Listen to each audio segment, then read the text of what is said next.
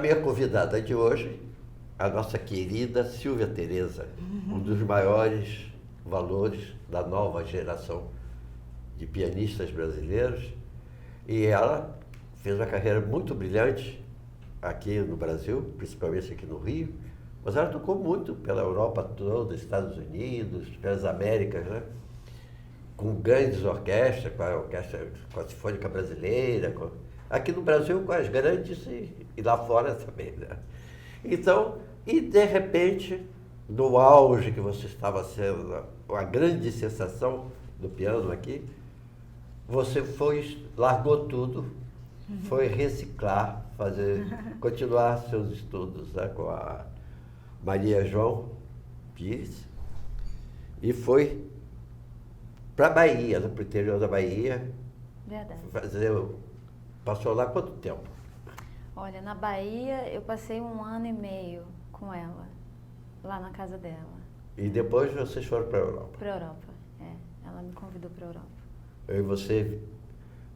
E vocês moraram na Suíça, né? Eu morei antes na Suíça e depois a gente foi para a Bélgica. E agora você mora na Bélgica? Eu moro na Bélgica, é. E dá aulas lá? Dou aulas lá, É do curso dela, né?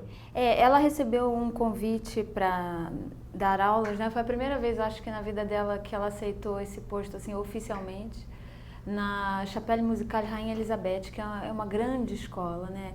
Aos moldes do Curtis Institute nos Estados Unidos. Eles visam ter o que há de melhor em termos, né, de instrumentistas solistas e cameristas na Europa. Então é uma escola assim ideal. E ela aceitou dar aulas e precisava de um assistente. Aí ela me convidou, eu fiquei muito honrada com esse convite. Agora nós vamos começar tudo desde o começo. Como é que você foi se dedicar ao piano? Você tinha quanta idade? Foi você que quis ou sua mãe que quis que você tocasse piano? Não, fui eu que quis, porque eu comecei aos 3 anos, a minha mãe me botou no balé, né? Uhum. Que ela achava importante ter uma boa relação com o corpo, e eu fiquei fascinada com o piano, porque naquela época a aula de balé era piano ao vivo. E aí eu acho que eu era excelente dançarina, porque eu dançava só olhando o piano, com aquela mágica, ficava sentindo a música, não sei o quê. E eu fiz o curso quase que todo na Dalal Oscar, na época, e apaixonada com piano. E eu não tinha piano em casa, meu pai tinha tipo um órgão eletrônico. E ele sempre foi músico amador, mas ele aprendia os instrumentos assim, de forma autodidata, né? E eu improvisava com ele, desde pequenininha, no órgão, ele fazendo as harmonias, eu me lembro, era uma relação bem lúdica com a música.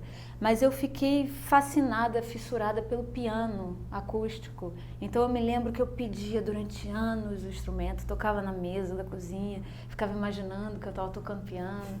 Até que ele me deu, eu tinha 8 anos, mas já estudava música. Ele me fez entrar na aula de piano antes que eu tivesse um instrumento, para eu provar que eu realmente queria.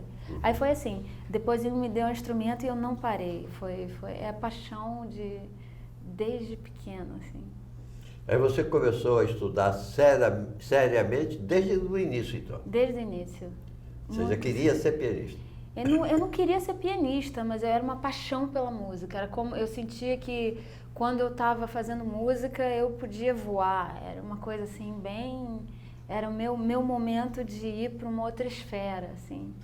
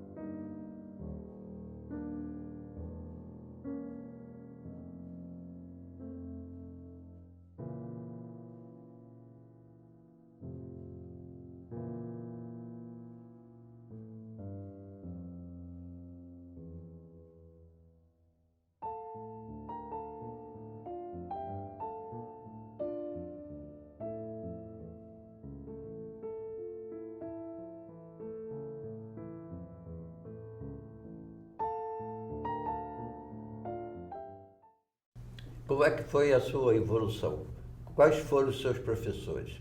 Olha, eu comecei, ontem até estive com a Isa Castilho, que foi a minha segunda professora. A primeira professora foi a dona Diolinda Castilho, porque a minha mãe foi na escola de música, pedi indicação de bons professores, né? E me indicaram a dona Diolinda, que era aposentada da escola. E aí ela era uma querida, assim, me deu uma base tão bonita de teoria. Hoje eu vejo, era tudo de forma tão lúdica, sabe? E realmente uma professora excepcional. Não dividia o ensino do piano com o ensino da teoria, era uma coisa que naturalmente a gente fazia a concatenação das ideias musicais, porque hoje em dia tudo é tão dividido e com ela não, então isso era muito legal. E aí logo em seguida eu fiz a prova para a escola de música no curso técnico, estudei curso técnico, aí comecei com professores particulares e logo depois conheci a Maria da Penha, logo no início, eu tinha, sei lá, um pouquinho depois, uns 13 anos.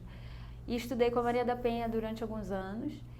E em seguida eu fui estudar com a russa Bela Davidovich, nos Estados Unidos. Porque foi assim, foi até o Mauro Ávila, que é fagotista da USB. Eu me lembro que eu estava tocando com ele na escola de música, tinha uma matéria, né, que tinha que fazer música de câmara. E a gente tocou por acaso juntos, que eu era bem nova, eu devia ter uns 15 anos. E ele me ofereceu uma entrada para assistir a Bela Davidovich. E quando eu assisti ela tocando, eu fiquei muito impressionada com o som. E eu falei, eu tenho que estudar com essa senhora. Aí a minha prima conseguiu o telefone dela na internet, não sei como. E eu não falava inglês, assim, um inglês macarrônico pra caramba. Liguei pra ela, falando daquele jeito, e falei, olha, eu preciso tocar pra você. Aí ela, acho que achou inusitado, né? Falou, mas você tá onde? Eu falei, tô no Brasil. Ela, what? Eu falei, mas quem te indicou? Eu falei, ninguém, eu quero tocar pra senhora. E aí ela falou, então vem, marcou uma data. E eu não tinha passagem. E nessa época meu pai estava numa crise financeira muito forte. Aí começa assim a história da minha vida, que é a determinação. Eu falei assim, tá, eu marquei com ela, eu vou, não sei como, mas eu vou. Aí acabei que fui. Uma tia minha me deu a passagem e eu fui, toquei pra ela, estudei com ela um tempo, foi difícil. O modelo soviético, né? A primeira aula eu me lembro até hoje assim, que eu cheguei, ela me deu 2 estudos Chopin super difíceis, Opus 10 número 2, Opus 10 número 8, uma sonata de Beethoven. E aí eu cheguei, tinha 2 semanas para aprender, cheguei a abrir a partitura, ela deu um berro, what? You play with music? Você vai tocar com a partitura? Não, vai para casa, próxima vez sem partitura, porque na Rússia nunca um aluno meu toca com a partitura. Aí já deu aquele choque, né? Eu falei, tá, então é assim, de uma semana para outra era uma peça de cor, era uma peça, aí eu comecei a estudar 11, 12 horas por dia para dar conta daquele ritmo. Aí depois eu voltei, fui estudar com a Miriam Dausberg e fiquei alguns anos com a Miriam e depois eu conheci a Maria João. E aí fui estudar, fiz um período sabático, né? Porque eu sentia que eu tinha que me aprofundar, assim, musicalmente. Eu não estava satisfeita com o meu caminho musical, assim. Era uma coisa bem pessoal. Eu fui estudar harmonia, eu fui estudar improvisação, eu fui começar a escrever algumas coisas para entender a matéria, a música, né? E nesse período eu encontrei a Maria João, justamente quando eu disse, né, eu me lembro que eu falei para a Maria, eu não quero, eu precisava muito tocar, eu não quero tocar por um tempo, eu preciso me aprofundar, eu preciso, assim, fazer uns anos sabáticos. E aí a vida me colocou em contato com a Maria João. E eu acho que isso para mim foi muito importante, esse período, assim. Aí foi assim, meus professores foram esses. E depois, quando eu já estava lá na Bélgica, eu fiz o mestrado com Alan Weiss, que foi até o Nelson que indicou, o professor extraordinário.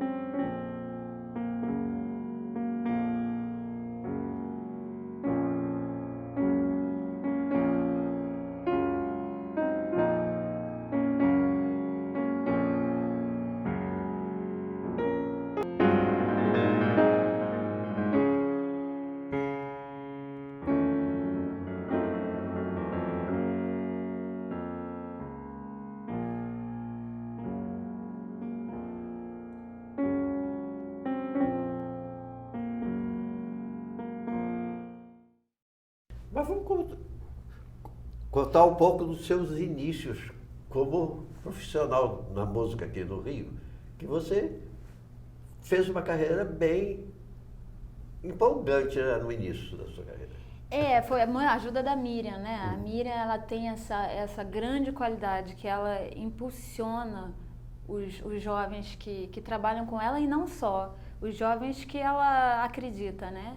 Isso a gente vê o quanto é raro, ainda mais aqui num país que é tão difícil fazer cultura, né? Então, foi muito por conta da Miriam, esse empurrão, assim. Isso eu devo muito a ela, isso. Ela põe os alunos só para tocar as coisas mais difíceis, né? Bom, e isso dá sabe, isso tipo, empurra que vai voar. Quando não tiver o chão, ele voa, porque não tem outra opção. E é fantástico, ela tem uma metodologia bem interessante. Então, mas eu queria que você falasse assim das suas experiências daquela época, que a gente fazia só sala de concerto. Comigo você fez umas 5, né? Eu fiz várias. E fora música e músicos do Brasil. Mas você era muito atuante, né? Tocava com a orquestra aqui, tocou... E também tinha uma série de semana de música no Municipal. Que você sim, sim. Que você também fazia música contemporânea também, né? Eu não fiz tanta música contemporânea, tanto quanto eu gostaria, Laura. Não tanto. Isso eu não me recordo tanto, assim. Mas eu tocava bastante no Brasil. Agora bem menos.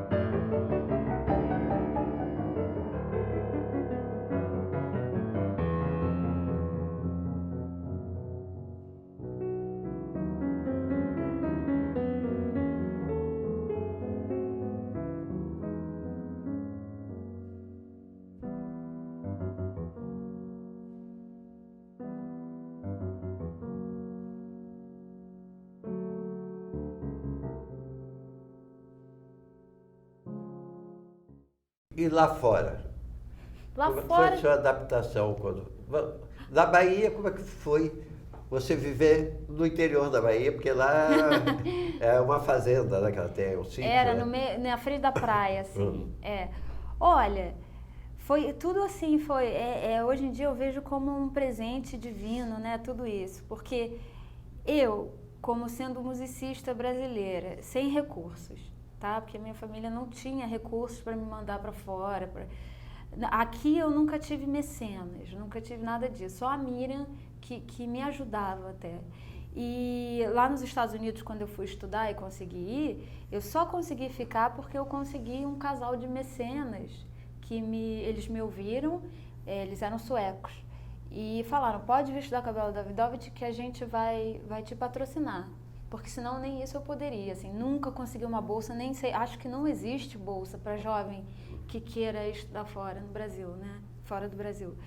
E aí o que acontece é que encontrando a Maria João, a vida, todo músico brasileiro sabe o quão difícil é a gente viver de música aqui dentro, né? Então eu tocava muito também porque eu precisava me manter. Então a Miriam me ajudava muito, assim, com esses trabalhos aqui, né? E aí a Maria João falou, olha, você está querendo fazer um ano sabático, vem para cá, vem para Bahia, mora aqui comigo, a gente faz aulas diárias enquanto eu estiver aqui, você fica aí estudando, que ela é muito assim, isso aí é que eu acho fascinante, que mudou meus paradigmas, sabe? Ela acredita no ensino, não nessa fórmula que a gente vê normalmente nos conservatórios, que é assim, você tem 1 hora de aula por semana. Porque ela acha, é mais nos moldes da Renascença, sabe? Se você quer aprender a arte, você vem e vê como eu vivo. Tipo, vem ver como eu faço pão, vem ver como eu lido com as pessoas que estão à minha volta, vem ver como eu estudo, como é a minha metodologia de trabalho. E com isso você aprende, porque Hoje em dia, como professora, eu também vejo que, por mais que você ensine toda aquela parte considerada teórica da música, né? Você não pode ensinar a essência, é muito difícil. A essência talvez você possa dar um exemplo para o aluno absorver, né?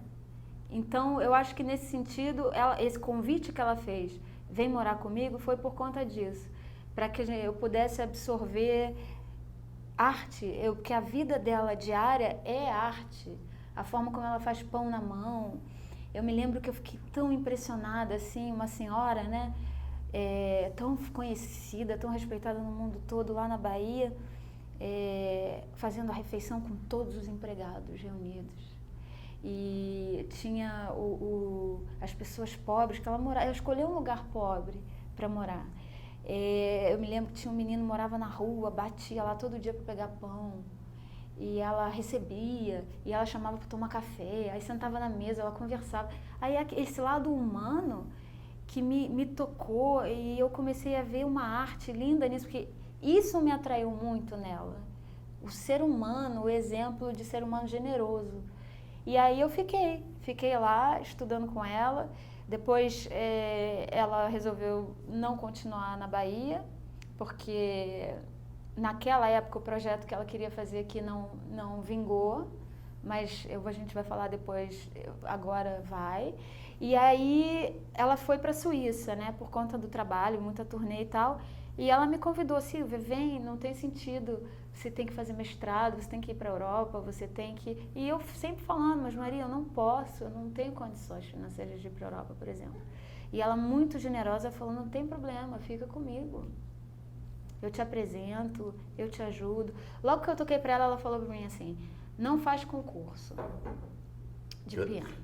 Você tem que falar que você ganhou muitos concursos, inclusive o Nelson Freire, né? Que é um dos mais importantes. Né? Aí eu cheguei, porque a mentalidade dos pianistas é essa, se você não faz concurso e não ganha concurso, você não é visto, né? Assim, é praxe. Só que a Maria João começou quebrando assim vários paradigmas, o primeiro foi esse, não faça concursos. Aí, opa, eu estava na idade de fazer concurso, né? Concurso internacional, eu queria fazer e tal. Aí ela, não faça, porque na época eu não entendi. Concurso não tem nada a ver com música, você não precisa de concurso, eu posso te ajudar, eu ajudo as pessoas que trabalham comigo e não a concurso. Aí eu achei aquilo de um radicalismo, né? Não entendia. Hoje eu entendo o porquê dela ter essa opinião. É uma forma de ver a arte assim como uma forma bem altruísta. Ela uma vez falou assim, como é que você pode chegar num concurso para fazer música, para se dar o seu melhor, querendo ganhar de alguém? Né? Você deveria querer que o outro ganhasse, porque ela vê a arte dessa forma altruísta, assim. Então, ela acha que isso polui a relação com a música. E, de fato, eu vejo alguns alunos que se preparam para concurso, tem qualquer coisa aí que a arte, não sei, sai do foco. Foi o Bartók, né, que disse que concurso era corrida de cavalo? Concurso é para cavalos, não para artistas. E até porque, assim, o parâmetro de julgamento é complicado no concurso, tem muito a ver com gosto. Depois de um certo nível, né, de pianismo, no caso do piano, tem muito a ver com o gosto do júri, tem muito a ver com o dia, né? Então essas coisas não são assim tão definitivas, eu acho. Não, depois também você faz umas peças de confronto, homenageia um compositor aquele ano, tem que tocar aquelas obras, e todo mundo tem que seguir aquela cartilha, né? Naquele momento, e fazer as mesmas provas, quando a força de qualquer artista é ele poder fazer a sua expressão natural. Pois é. A arte é a expressão daquilo que você faz. Isso. Então, aí por que tem que tocar? Eu acho que isso cria um peso, cria um peso que não era para ter na arte. Essa relação que a arte estabelece com o receptor, né, quem está ouvindo, tinha que ser um negócio tão imaculado, tão puro, tão sagrado, por que não? Que o concurso é como se fosse um elemento que bota uma barreira ali no meio, você não tem como você ser espontâneo. Não tem como. Você é profissional, tudo bem, você tem que ser profissional, mas tem um elemento aí de personalidade que no concurso, eu não sei se tivesse um Glenn Gould no concurso, se ele passaria uma primeira prova, ou um Horowitz, essas coisas são difíceis de dizer. E aí o que a gente vê um movimento é que assim, tem um jeito de tocar hoje em dia, o Nicolas Harnoncourt fala muito isso, ele tem um livro fantástico que é O Discurso dos Sons, né, a tradução em português, é maravilhoso. Ele diz que é a era a escola da igualdade, né, ao contrário do barroco, que era a escola da inégalité, a escola da desigualdade. É a escola da igualdade. Você tem, depois dos conservatórios, assim, é uma massa que toca semelhante, é um padrão alto, mas não se preza muito a personalidade do artista. Acho que o concurso influencia nisso também, eu acredito nisso. Eu também acho que o concurso tinha que ser cada artista tocando, se expressando como um pintor. Faz o seu quadro, então vai tocar aquilo que você quer, que você acha que você toca bem. Aí analisa você, outro. Pois é. Cada um na sua característica. Você vai me dizer quem é melhor, Picasso, Van Gogh, Magritte, não dá para dizer. Quando você tem a arte como objetivo.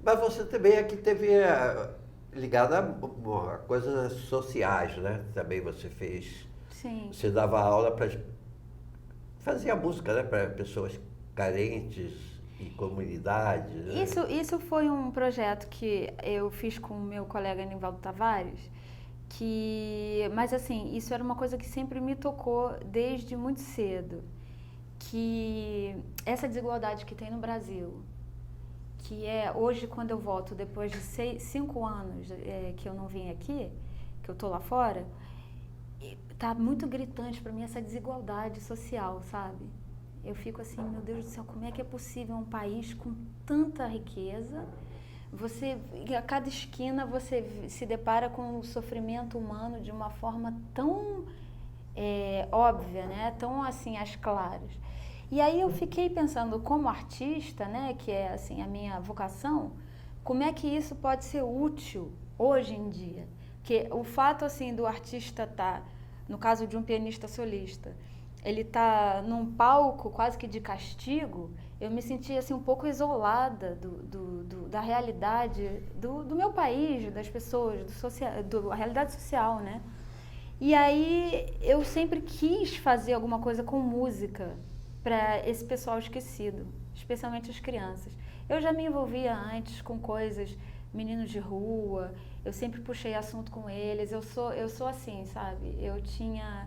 Queria levar para minha casa, eu tinha meninos que me ligavam sempre, eu sempre quis essa relação porque eu via neles, não bandidos em potencial, mas pessoas que não tiveram chance e que no fundo são tão doces, são tão, entende? Até quando alguém vinha me roubar, eu via o desespero que é, pelo fato que eles estão precisando roubar. E aí, o que acontece é que a gente chegou a atender ao todo mais de 12 mil crianças.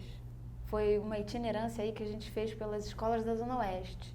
escolas em comunidades, assim, dos lugares mais pobres.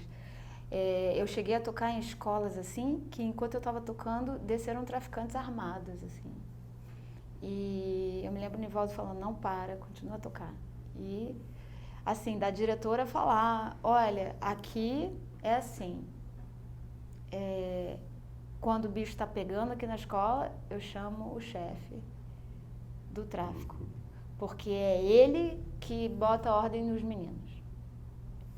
Porque aqui eles não têm paz, o Estado não chega, então é ele que chega aqui com a arma e fala, tem que estudar.